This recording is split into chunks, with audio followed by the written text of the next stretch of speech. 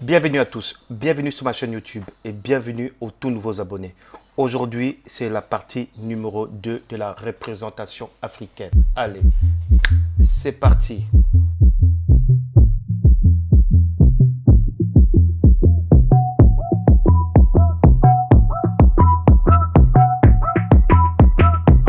Paul Faber on the track.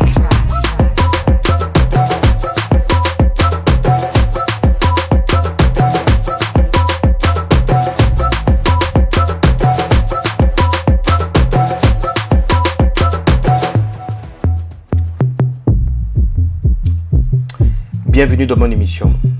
Voilà, je voulais vous dire que la représentation africaine est très importante, déjà, du point de vue constructif, et ça peut être très mal du point de vue destructif. Il faut savoir que depuis notre enfance, depuis notre bas âge, le cerveau se construit des schémas visuels qu'on voit partout autour de nous, dans notre environnement, et des schémas psychologiques. Là, je vais vous parler d'un schéma extrêmement important, le schéma visuel. Au jour d'aujourd'hui, on est dans un schéma ou on va dire dans l'ère du visuel. Et l'ère du visuel prend une place très prédominante dans nos vies.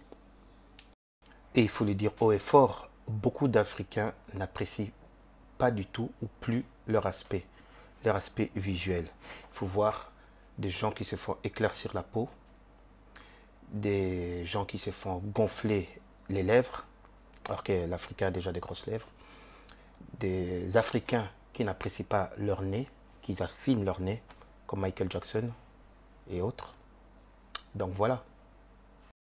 Dans les années 80 ou dans les années 90, on voyait que exclusivement la beauté humaine était associée à la peau claire, yeux clairs, cheveux clairs, et je ne vous parle pas du reste du nez et tout le reste. Alors, ce qui fait que lorsqu'on nous partage ça partout, dans tous les territoires, que ce soit en Afrique et en Europe, eh ben, le cerveau enregistre tout ça et on essaye de se transformer à ce genre de personnage. Et n'oublions pas les cheveux lisses, ce qui fait que les tresses et autres n'étaient pas du tout mis en avant. Donc, il faut dire que l'Occident avait une arme très redoutable, les médias. Alors là, les médias, c'était le top. Avec l'avènement du film et la photographie, tout ça a été décuplé avec les réseaux sociaux en plus. Donc, à un certain moment, on était complètement emprisonné. Instagram, Snapchat, TikTok, c'est des armes redoutables pour essayer de se faire transformer. Et surtout des armes redoutables pour ne pas accepter ce que l'on est. On doit carrément accepter ce que les applications nous proposent comme visage. Que ce matraquage a vraiment fait en sorte que nous puissions voir d'une autre façon la beauté ou l'esthétique de l'être humain, surtout de notre personne. Personnellement, je ne me souviens pas à mon enfance, lorsque j'avais, on va dire dans les années 80-90, où il y avait la référence des hommes africains. Parce que je me rappelle à l'époque, il y avait quoi? Il y avait Tom Cruise, il y avait Brad Pitt, il y avait... voilà. De temps à autre, une fois Denzel Washington, c'était le seul, mais sinon les restes, on ne le montrait même pas. Et je ne vous parle pas des femmes. Brigitte Bardot, encore Sophie Marceau, je ne vais pas tous les citer. Le problème n'était pas d'être en Europe ou en Afrique. Les problèmes étaient que les mêmes critères de beauté, c'était toujours les mêmes personnes. Une fois que certaines images avaient déjà fait leur chemin dans ma tête, et c'est là que je commençais à voir qu'il y avait d'autres critères de beauté, qu'il n'y avait pas que les critères comme montré dans les médias et tous les restes. Je voyais qu'il y avait Whitney Houston, Toni Braxton, TLC, et j'en passe. Je peux parler de Tupac et tout le reste. Ouais, là, ça commençait un petit peu à avoir d'autres critères de beauté. Malgré tout ça, ils étaient quand même minoritaires. Je me rappelle à l'époque, lorsque j'ai regardé Soul MTV, je pense que des gens de ma génération connaissent MTV Soul ou Soul MTV. La musique qu'il passait, c'était de la très bonne musique et des très bonnes personnes. Mais cette émission passait à quelle heure? Très tard. Très tard. Là où les gens quasiment dormaient. Il fallait que j'attende jusqu'à 23 heures et le samedi pour écouter et voir ce genre de critères de beauté. Les gens qui me ressemblaient. Bon, je ne vais pas me morfondre là-dessus pour vous dire que dans tout ça, il y avait, pour moi personnellement, un gros problème. Toutes ces personnes, Tony Braxton et tout le reste, TLC, il y avait un petit problème. Un léger petit problème. Ces personnes avaient les cheveux lisses, où ils étaient très clairs de peau. Et on voit qu'il y avait un problème d'identité. D'où je reviens à la représentation africaine. Et parfois, c'était clair de peau ou perruque. Des perruques, carrément. Il fallait ressembler à un étranger. Dans tout ça, à cette époque, il n'y avait que deux références. Laurie Neal et Lika Badou. C'est deux personnes qui apparaissaient tout à fait naturelles, qui assumaient ce qu'elles étaient.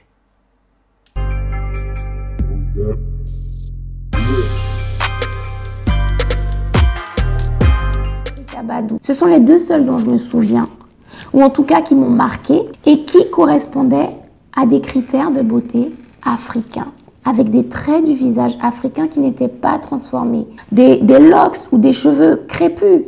Et donc, je n'inclus pas Naomi Campbell. J'aurais pu, parce qu'elle est foncée de peau, mais finalement, elle a adopté tellement de critères qui ne nous appartiennent pas, qui n'appartiennent pas au code africain, que ce soit les cheveux lisses tout le temps, que ce soit le fait de refaire son nez. Nécessairement, finalement, c'est un physique africain qui a été transformé. Ce genre de matraquage persuade nos cerveaux de façon subtile, parce qu'il n'est dit nulle part. Les personnes africaines sont moches, quand tu as de grosses lèvres, tu es moche. Ce n'est pas dit explicitement. Ce soir, vous êtes notre invité, t'es qui toi, mais aussi notre invité. C'est quoi cette coiffure de ouf? Ils sont en quoi les cheveux là? Pour se coiffer le matin, on met les doigts dans la prise. Ouais. Alors est-ce que vous mettez des fois des chapeaux, des bonnets? Oui, ça arrive, hein, je peux les attacher, je peux faire plein de choses, c'est ça qui est génial. Vous mettez des bâches? Et un petit extrait, vous allez voir, il est tout jeune et il a déjà cette passion pour cette introspection dans le piano pour la coupe de cheveux chelou. Allez-y.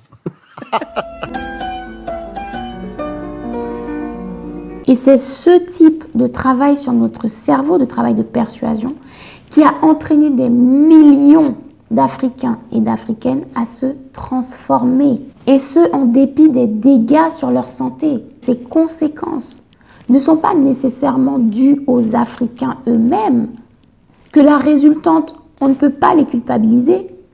C'est que ce matraquage a les mêmes effets sur d'autres populations. C'est-à-dire que depuis que les médias européens déversent leurs standards de beauté en Asie, eh bien, on observe là-bas, notamment en Chine et en Corée, énormément d'hommes et de femmes qui se transforment physiquement, qui abandonnent leurs caractéristiques naturelles pour se rapprocher des standards européens qui leur sont présentés à tout va partout. Tout à coup, ils sont exposés massivement à des magazines, à des défilés de mode, à des films, à de la télé-réalité, à des festivals, à des clips de musique où il n'y a qu'un seul type de beauté qui est revendiqué, c'est le type caucasien européen. Donc, la conséquence qu'on observe depuis seulement quelques années, ce sont des milliers d'hommes et de femmes qui se débrident les yeux.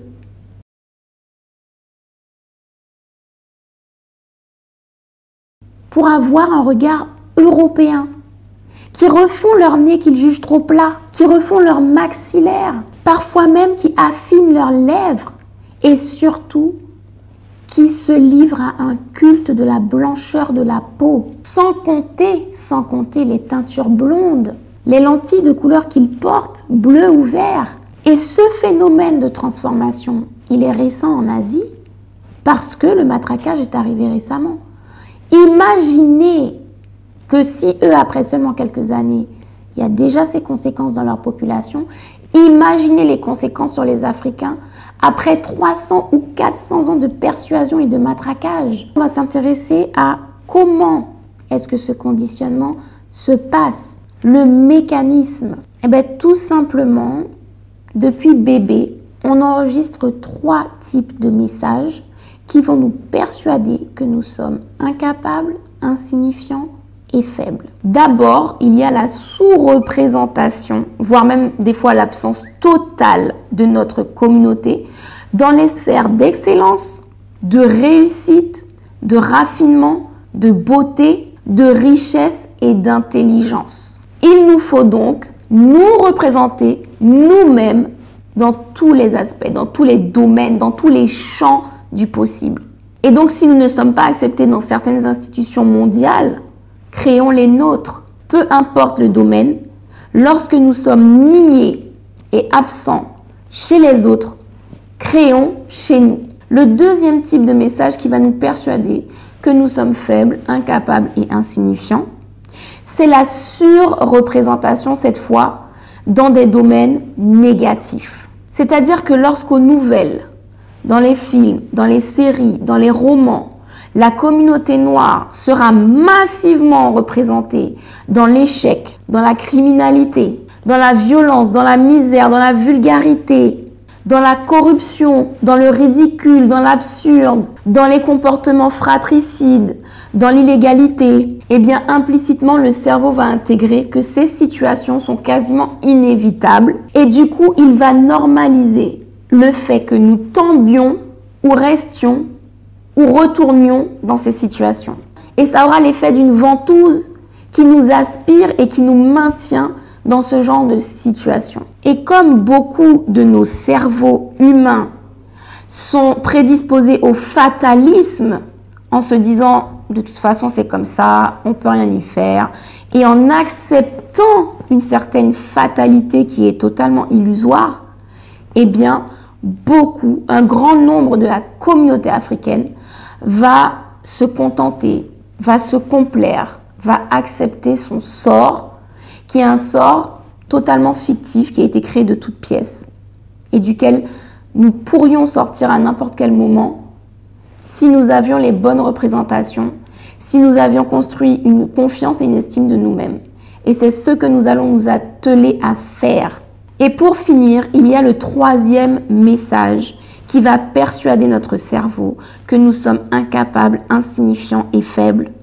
C'est celui des discours de nos proches. C'est-à-dire que lorsque nos propres parents ou frères et sœurs ou meilleurs amis nous dissuadent, nous découragent, lorsque nous leur présentons une idée, un projet, une initiative, un souhait, un rêve, lorsque l'on veut faire preuve d'audace, lorsque l'on veut prendre un risque et que les personnes les plus proches de nous ne nous croient pas capables de réussir à atteindre notre objectif, eh bien je vous assure que implicitement, le cerveau enregistre que comme ce sont des personnes qui vous connaissent le mieux au monde, elles connaissent vos limites. Donc si elles vous découragent, c'est qu'elles savent que vous ne pouvez pas aller par là.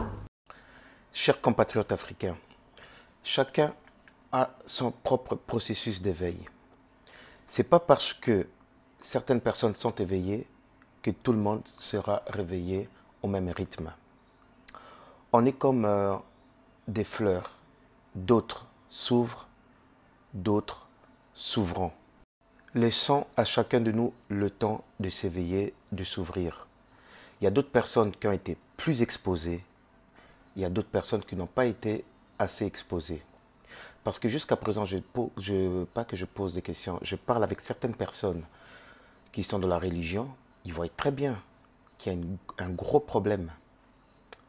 Mais le processus d'éveil est très difficile. Mais ils finiront aussi par s'éveiller. Laissons-les faire leur propre cheminement. Petit à petit, tous ces gens qui vont s'ouvrir, peu à peu, vont découvrir qu'ils étaient dans une erreur monumentale. Il faut juste les laisser le temps. Je vais rajouter que c'est un parcours personnel et chacun son vécu. Il y a des gens qui se sont blanchis la peau depuis plus de 40 ans et après vont découvrir qu'ils ont fait une grosse erreur. Des gens qui ont toute leur vie ont mis des perruques et petit à petit ils vont comprendre que c'était une grosse erreur. Donc, laissons-les faire leur cheminement. Chacun personnellement peut faire son propre cheminement. Aimons-nous comme on est. Gros nez, grosses lèvres, cheveux crépus pour ceux qui en ont. Et arrêtons de copier les autres.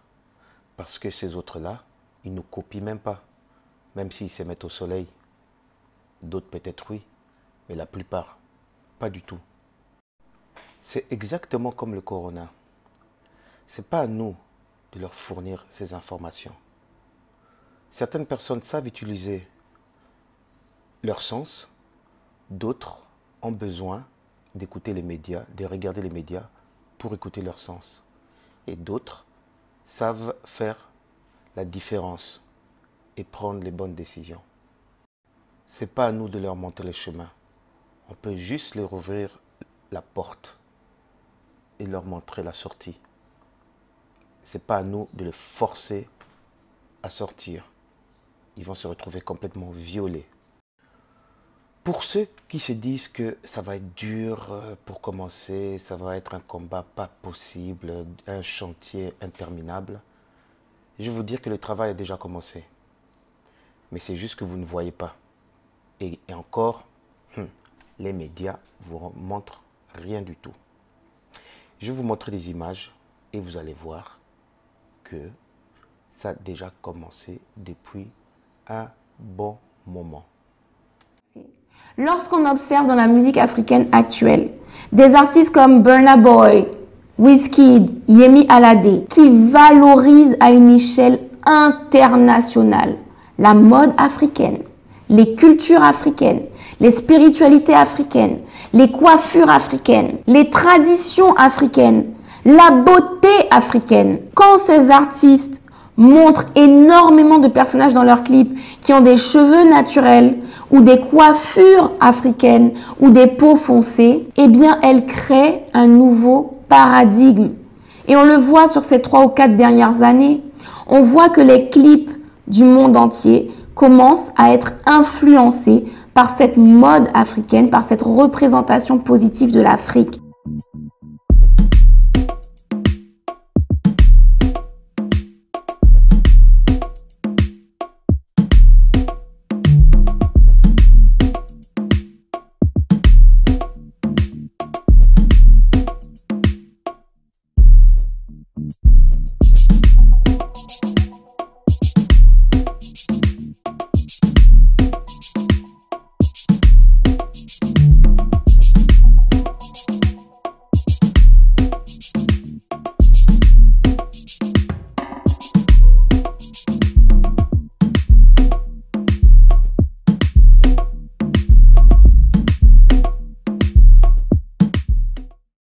Aujourd'hui, il y a de plus en plus de femmes au teint foncé dans les clips de hip-hop et de rap américains. Alors que c'était tout à fait l'inverse il y a seulement quelques années. On retrouvait principalement des métisses, des femmes très claires, aux cheveux lisses ou en tous les cas ondulés, mais certainement pas crépus, certainement pas des femmes très foncées. Et aujourd'hui, la hype se fait tellement autour de ces artistes, Wizkid, Burna Boy, etc., que cette hype influence les autres secteurs musicaux.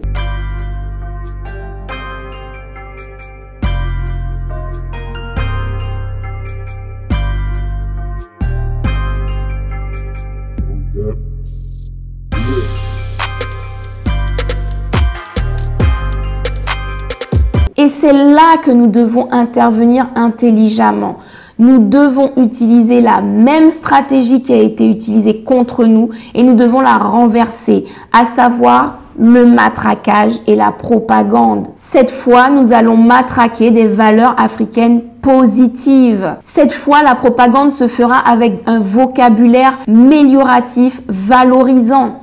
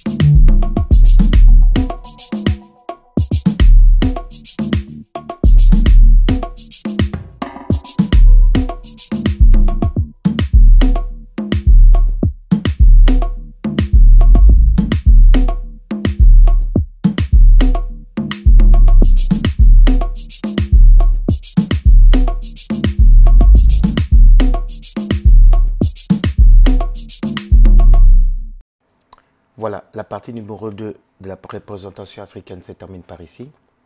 En tout cas, j'aimerais personnellement remercier tous les abonnés et aussi tous les nouveaux abonnés. Merci encore de me faire confiance. Et à tous les autres qui ne se sont pas encore abonnés, abonnez-vous davantage parce que ici, j'ai beaucoup et des tas de choses comme d'habitude à vous raconter. Et n'oubliez pas que l'histoire africaine est mieux racontée par nous-mêmes. Ne nous laissons pas raconter notre propre histoire. Parce que ce n'est pas nous qui allons raconter l'histoire de Christophe Colomb, de Hitler ou de je ne sais pas qui aux étrangers. Racontons-nous notre propre histoire par notre propre recherche, par nos propres historiens. Faisons nos recherches. Arrêtons de regarder notre histoire à l'étranger. Ça n'a absolument rien à voir. Et je tenais à vous informer que je serai en congé pendant un petit mois parce que je vais aller en Afrique de mon pays d'origine faire un reportage que je vais diffuser évidemment sur YouTube et Facebook. J'espère boucler mon documentaire plus tôt que prévu dès mon retour. Pendant ce temps-là, moi, je vous souhaite de passer de très bons moments. Au revoir.